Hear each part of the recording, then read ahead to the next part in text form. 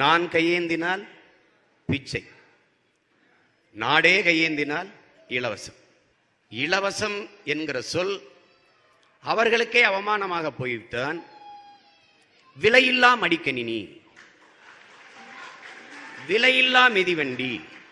அப்போது நமக்கு ஒரு கேள்வி எழுகிறது, எங்களுக்கு நீங்கள் விலையில்லாமல் தருகிறீர்கள், உங்களுக்கு தந்தவர்களும் விலையில்லாமல் தந்தார்களா? அவர்கள் விலையோடு தான் தந்தார்கள். அந்த விலையை யார் தந்தது? மக்கள். அறிவார்ந்த தமிழ் சமூகத்தின் இளைஞர்கள், என்னினும் இளைய என் தம்பி தங்கைகள் அறிவுபூர்வமாக இதை அணுகணும்.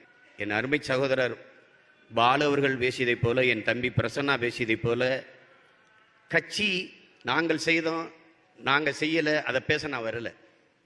எது சரி எது தவறு? உண்மையிலேயே இது மக்கள் நலனா, இது வாக்கு வங்கியா? இதுதான் நம்ம பேசணும். இது ஆழமா சிந்திச்சு பார்க்கணும். மக்கள் நலன் என்றால் அது ஏன் தேர்தல் அறிக்கையில் மட்டுமே இந்த அறிவிப்புகள் வருது? மக்கள் நலன்தான் முதன்மையானது என்றால் தேர்தல் நேரத்தில் மட்டும் இந்த அறிவிப்புகளை செய்ய வேண்டிய அவசியம் என்ன? நாங்கள் வந்தால் இதை செய்கிறோம், நாங்கள் வந்தால் அதை செய்கிறோம். வந்தபோது ஏன் செய்யல? பதில் இல்லை.